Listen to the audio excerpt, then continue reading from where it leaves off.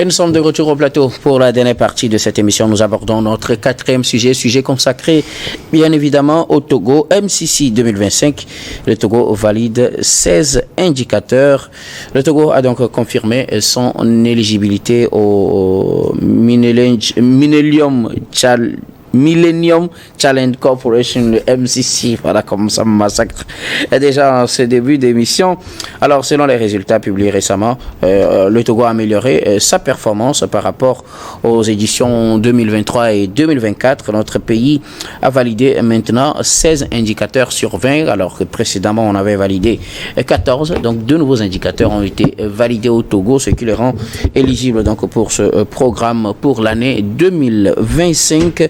Certains indicateurs restent pour le moment non validés par le Togo. Ce MCC concerne 3 grands domaines: liberté économique, gouverner avec justice et l'investissement dans le capital. Pour l'aspect liberté économique, on a normalement 8 indicateurs. Le Togo en a validé 7. Pour gouverner avec justice, on a 6 indicateurs. Le Togo en a validé 5.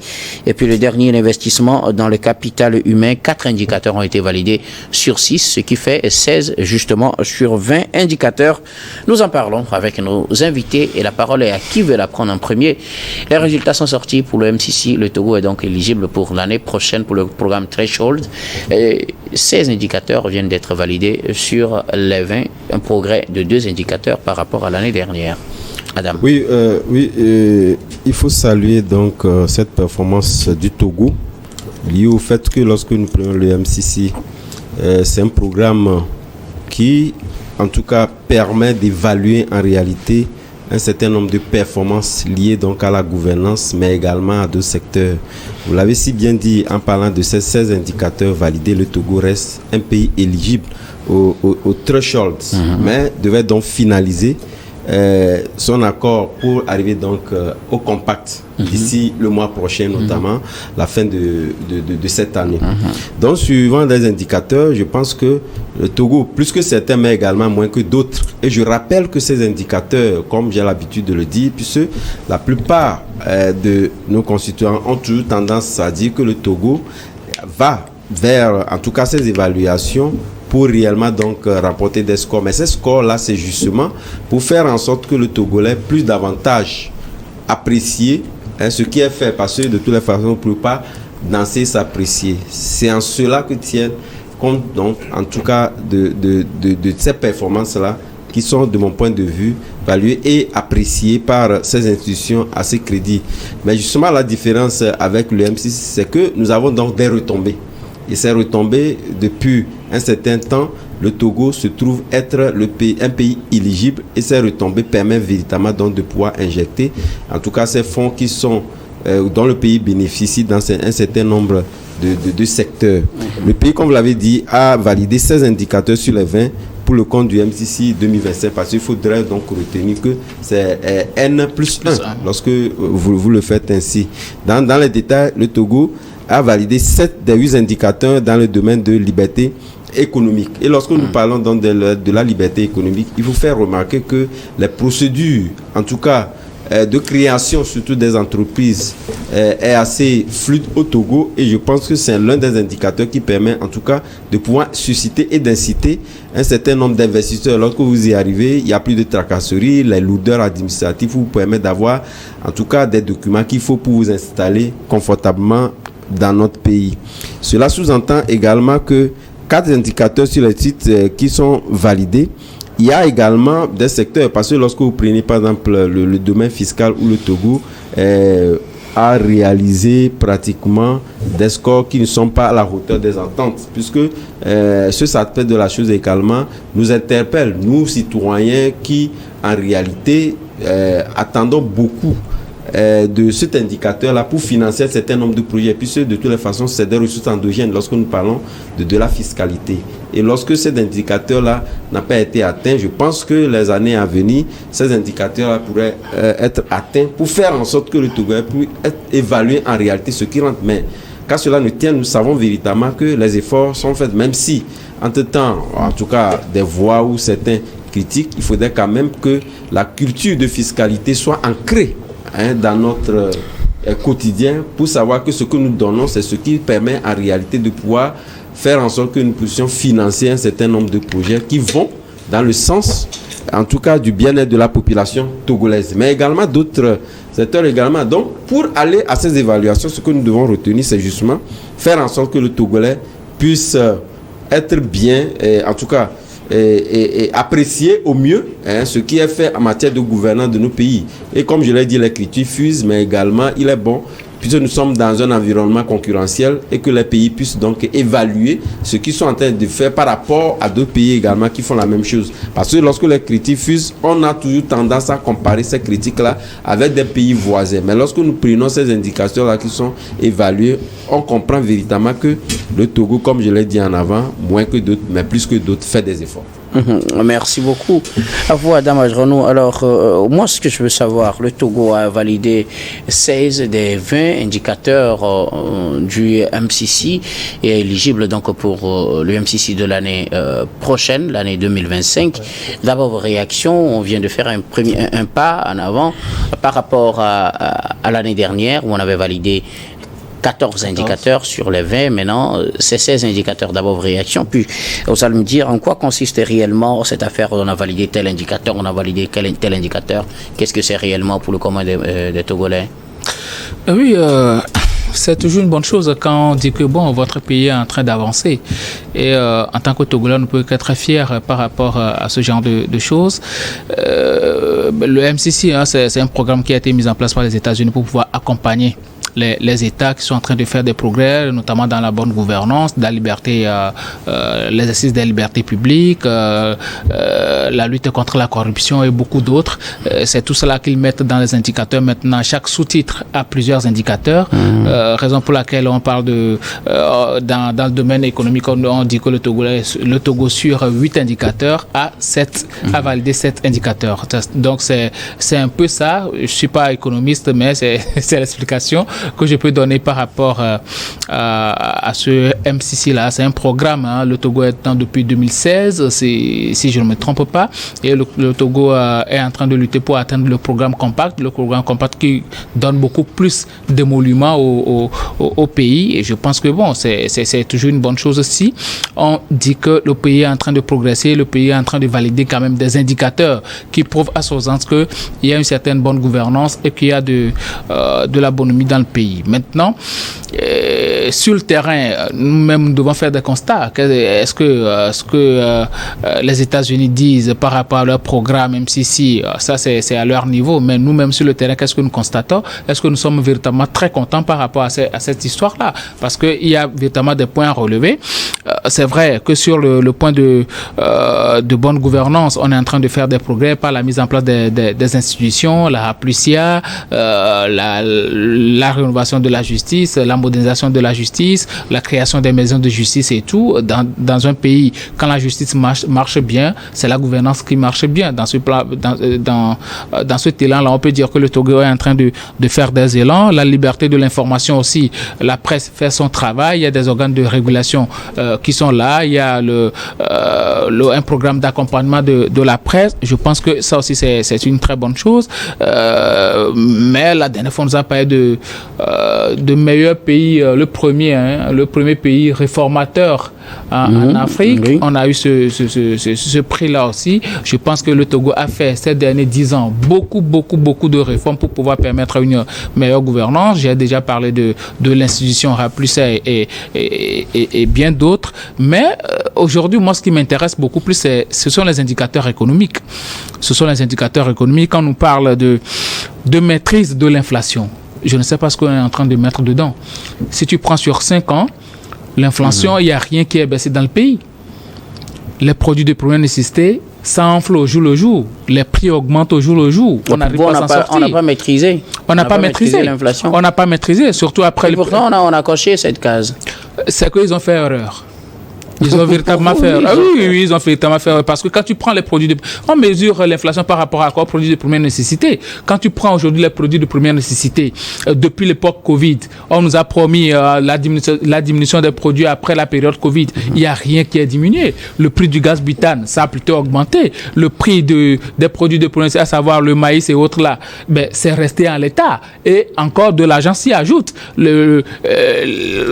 Comme on dit, l'huile aujourd'hui au marché, ben c'est à près de 32 000, alors qu'on l'achetait à 21 000, 22 000 francs. Aujourd'hui, c'est à près de 32 000 francs. Ça veut dire que c'est plus de 10 000 francs de rajout. Ça veut dire que ça ne marche pas. L'inflation, ça augmente au jour le jour. Les populations n'arrivent pas à s'en sortir.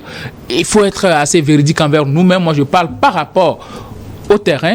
Eux, peut-être ils parlent par rapport à leurs données macroéconomiques, mais moi, je vis dans le pays, je vois ce que j'étais en train de vivre, je vois ce que mes frères et sœurs vivent tous les jours, et ça ne marche pas. On ne peut pas nous dire qu'on a maîtrisé l'inflation dans ce pays, alors que quand tu rentres au marché, quelque chose que tu as acheté avant à 2 000 francs, aujourd'hui se retrouve à 3 000 ou bien à 4 000 francs.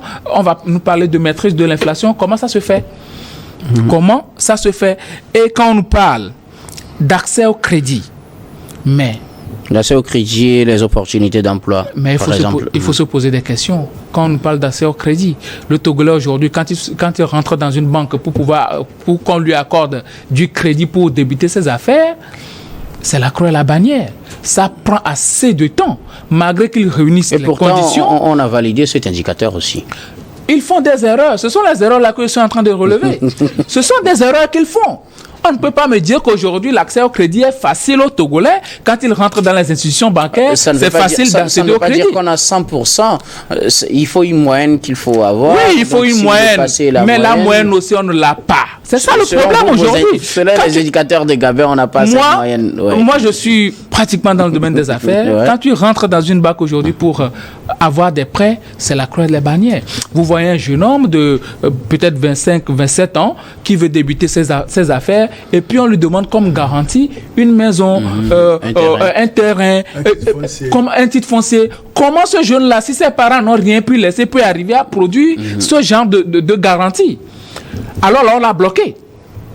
On l'a bloqué. Alors que ce jeune-là, peut-être s'il entreprend, il peut arriver quand même à engager plusieurs personnes qui vont travailler pour son compte et aussi payer des salaires, payer des redevances à l'État. Mais c'est tellement compliqué au niveau des banques d'arriver à avoir des prêts. Vous voyez un peu, même au niveau des microfinances aujourd'hui, ce n'est plus la même chose. Il y a même certaines microfinances qui se sont transformées en banques. Donc, c'est tellement compliqué pour le Togolais aujourd'hui d'arriver à avoir accès au crédit. Et quand on nous parle aussi d'opportunités d'emploi, l'égalité des chances, ça n'existe pas. Ça n'existe pas. On ne peut pas me dire qu'il y a égalité des chances au niveau de la recherche des emplois de la part des citoyens togolais. Il y a certains qui sont privilégiés par rapport à d'autres. Il y a des emplois dans le pays. Quels sont les privilégiés? Nous sommes tous Togolais, par exemple. Quel profil, par exemple, est privilégié? Guillaume, nous sommes tous Togolais. Mais quand il y a un emploi aujourd'hui, on cherche des candidats. Vous aurez pu constater que parfois même, on va chercher à l'extérieur les gens qui ont déjà un certain niveau de vie pour venir encore servir à ce poste-là. Alors qu'il y a des compétences à l'interne. Vous voyez un peu? Les Togolais qui ont fait la médecine ici, il y a encore certains qui sont en train de chercher de boulot. Ils n'ont pas trouvé. Mais il y a certains Togolais qui ont déjà le boulot à l'extérieur, peut-être en Europe et autres là. On va encore les rappeler pour venir servir ici. Alors qu'on a des compétences à l'interne. C'est vrai, l'État est en train de faire des efforts, on ne peut pas refuser pour créer des emplois. Aujourd'hui, le pays à Togo regorge beaucoup de jeunes, on recrute beaucoup de personnes là-bas, mais dans d'autres choses, on ne voit pas de jeunes. C'est vrai que l'État ne crée pas d'emplois, mais ce qui doit permettre, qu'on donne l'opportunité aux jeunes, aux Togolais même de créer des emplois, ben, c'est les prêts aussi. On n'arrive pas à avoir les prêts. Combien de Togolais peuvent se présenter aujourd'hui avec un plan d'affaires bien détaillé dans une banque pour avoir un prêt de 50 millions, 100 millions? Il n'y en a pas. Il n'y en a pas. Donc c'est tellement compliqué aujourd'hui d'arriver quand même à accepter que ces indicateurs-là ait été validé par le Togo. C'est vrai, on va avoir de l'argent. C'est bien beau. Mais ce n'est pas la première fois aussi qu'on va avoir cet argent-là. On en a toujours reçu. Qu'est-ce qu'on a fait? Quels sont les résultats sur le terrain? C'est la question. Quels sont les comptes rendus? Il va falloir un moment que l'État nous fasse un compte rendu. Parce que jusque-là, moi, je n'ai pas vu quelque chose sur le terrain. On m'a dit que c'est l'argent du MCC qui a servi à cela. Donc, pour moi, je veux les comptes. Je veux être situé. Peut-être qu'il y a des réalisations qui ont été faites et qu'on n'a pas été mis au courant. OK.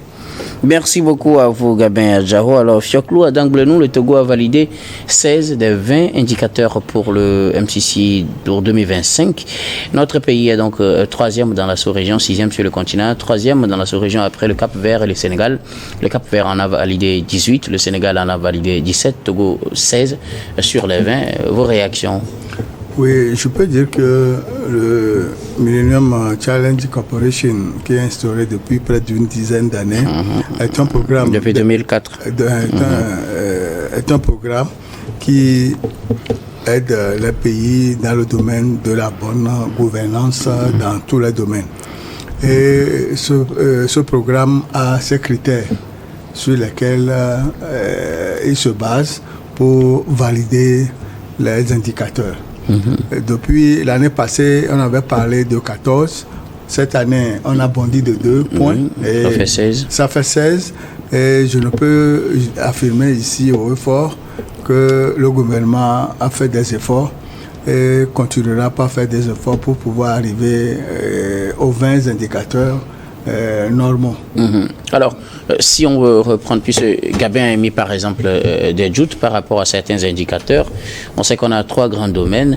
Si on prend par exemple le domaine de la bonne gouvernance, nous avons validé les indicateurs suivants: les libertés civiles, le contrôle de la corruption, l'efficacité des pouvoirs publics, l'état de droit, et nous avons aussi validé la liberté d'information. Avez-vous, en tant que citoyen, l'impression qu'effectivement le Togo a atteint un niveau vraiment louable dans ces différents domaines que je viens de citer? Oui, moi je peux dire ici que le Togo a évolué. Contrairement à ce que pense Gabin.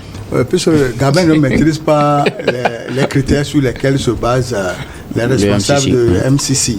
Bon, il a parlé en tant que Togolais lambda, mais moi je dis haut et fort que nous avons la liberté d'expression au moins. Nous sommes ici, nous sommes en train de parler, il y a les radios, les réseaux sociaux. Oui, ça on est tous d'accord. On est tous d'accord sur ça. Donc tu es d'accord comment on a validé la liberté d'expression? Voilà, au moins on a validé ça, on est tous d'accord. Alors, puisque Gabin avait des doutes sur les questions économiques, là je vais donner quelques indicateurs concernant la liberté économique.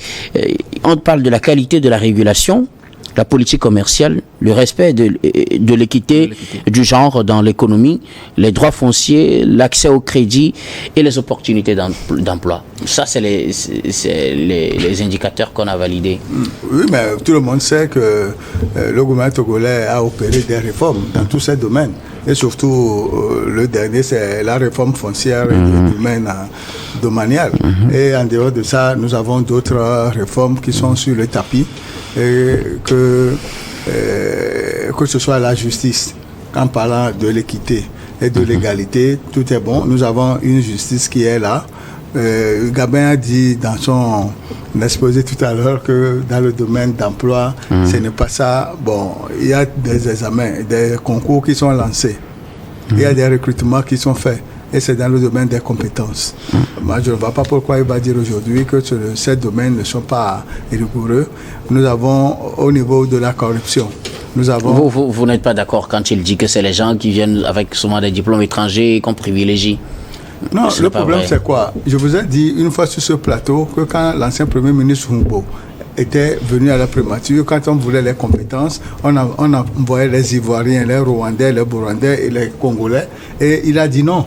Il a signé un accord avec des universités étrangères et beaucoup de Togolais, fonctionnaires, agents publics sont partis en formation. Et aujourd'hui au Togo, en cette année 2024, je peux affirmer qu'on a toutes les compétences sur le territoire national. Donc on ne va plus prendre des gens venus avec des diplômes obtenus à l'étranger?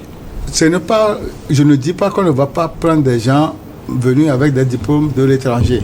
Le problème, c'est quoi? Quand il y a certaines compétences sur le terrain et qu'on n'en trouve pas, il faut faire appel aux Togolais de l'extérieur. Et vous allez constater que depuis un certain temps, que ce soit les membres du gouvernement ou bien certains directeurs et autres sont venus de l'étranger pour appuyer les efforts du chef de l'État. Merci beaucoup. Adam, vous voulez réagir? Il y a plusieurs indicateurs, hein. Je ne sais pas lequel. Donc, permettez-moi globalement de pouvoir réagir surtout et apporter, peut-être nuancer un peu ce que Adam nous disait tantôt. Parce que lorsque vous prenez, je me rappelle, entre-temps, quand le professeur, par le passé, Kokoroku, qui était président de l'université de Lomé, disait qu'eux, ils ne font pas pour le chômage. Donc, il n'y a pas lieu qu'on puisse, dans l'ancien concours, surtout lorsqu'on veut des profits de l'enseignement supérieur, que les gens viennent de l'extérieur. On les confronte et chacun va démontrer ce qui s'est fait.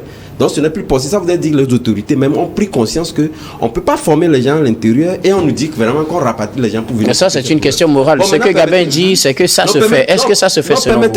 Est-ce que ça se fait? Bon, répondez à la question clairement. Ce que Gabin dit est assez pertinent. Je pense qu'aujourd'hui, si ces indicateurs-là sont validés, sont validés, le Togo a validé. Le Togo fait des efforts et que ça continue pas à entretenir des inquiétudes, je pense que le gouvernement lui-même permet à ce qu'il entretient ça. Je vous donne un exemple palpable. On a annoncé tantôt, je pense que depuis le mois d'octobre, qu'il y a 1000 départs à la retraite en fin d'année. Et depuis 2009, que les concours ont été lancés. Ça veut dire 15 ans. Si on prend un contractuel, ça veut dire pratiquement il va à la retraite encore. Et qu'on a passé des concours qui attendent.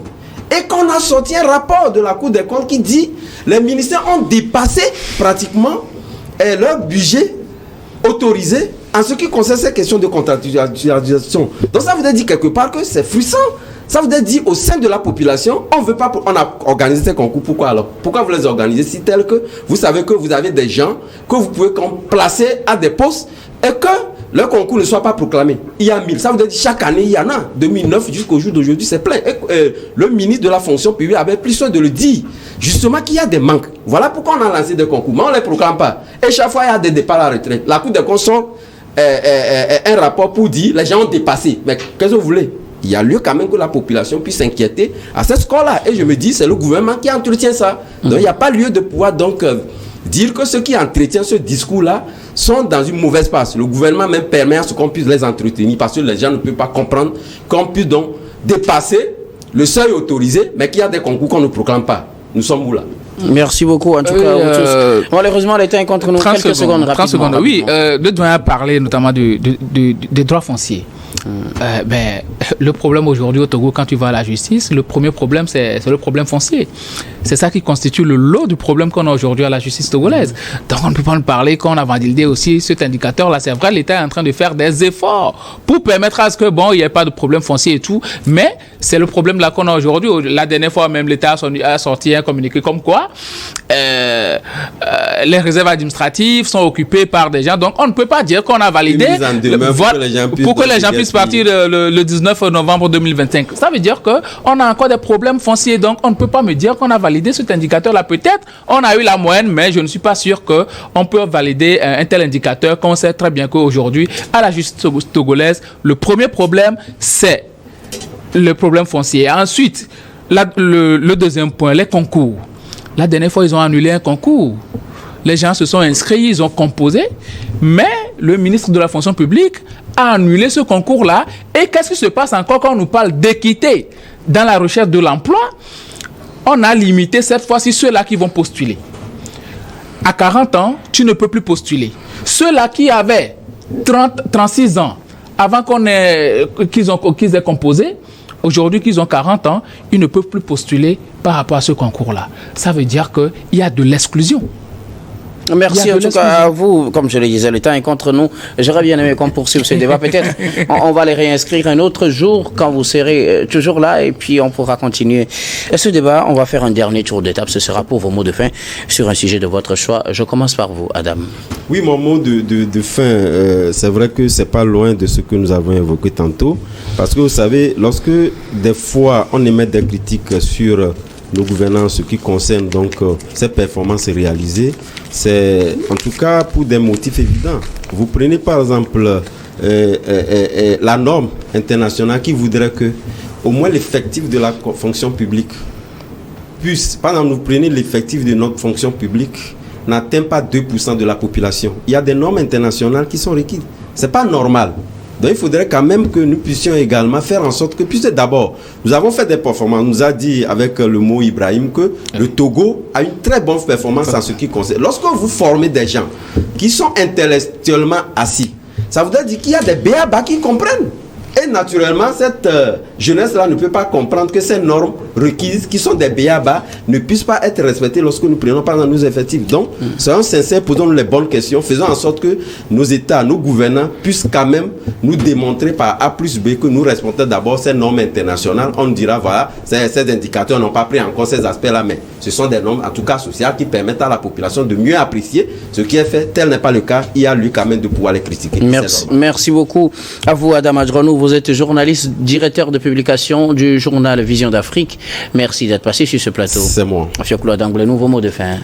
Oui, j'ai lancé un appel au sélectionneur des éperviers. Bien sûr. Malheureusement, il m'a déçu. Par ailleurs, il a été dit dans ce pays qu'il faut porter des casques. Et avec amertume, je constate que les casques sont déposés sur la tête sans mettre les jugulaires, les jugulaires ou bien les cordes pour pouvoir que ça soit sécurisé. En dehors de ça, il a été dit aussi que au téléphone et les véhicules, les chauffeurs ne doivent pas téléphoner au volant. En dehors de ça, aujourd'hui, nous constatons aussi que ce n'est plus les chauffeurs au volant, mais les motocyclistes. Oui. Mettent leur casque, leur téléphone dans le casque, oui. Ou bien des fois mettre ça dans la main gauche et conduisent. Tout ça, c'est de l'incivisme. Ah oui. Je lance un appel aux autorités pour qu'ils puissent saisir cette occasion pour mettre un peu de l'ordre dans la vie civile. Merci beaucoup. À vous, Fioclo Adangble, vous êtes journaliste, directeur de publication du journal L'Enquêteur. Merci d'être passé sur ce plateau. Merci pour votre invitation. Gabin Adjaro, vos mots de fin. Oui, toujours en matière de sécurité routière, on en parle tout le temps. Il va falloir que chacun puisse être sa propre sécurité, penser à sa vie. Nous sommes en fin d'année, nous tendons vers décembre et ça arrive encore avec son lot d'accidents. La dernière fois, c'était premièrement l'accident du plateau, du camion plateau au niveau d'Akoré-Soa qui a fait assez de dégâts. Et ce samedi aussi, il y a eu un grave accident au niveau de la route Lomé-Vaughan qui a aussi occasionné 3 morts. Donc faisons très attention, soyons prudents sur la route. Merci beaucoup. À vous, Gabin Adjaro, vous êtes juriste et directeur de cabinet Juriste Consulting. Merci beaucoup d'être passé sur ce plateau. C'est moi. Et nous disons merci à toutes les équipes techniques et rédactionnelles qui nous ont aidés à préparer et à présenter cette émission. Merci beaucoup à Komlagan Messi à la réalisation, à Gaston Ofanou à la diffusion, à Rebecca Vessou et Stéphane Kouono à la caméra. Et surtout à vous, très chers téléspectateurs, de nous avoir suivis. C'est la fin de ce numéro de Regard Croisé. Je vous retrouve demain avec le même plaisir pour un autre numéro.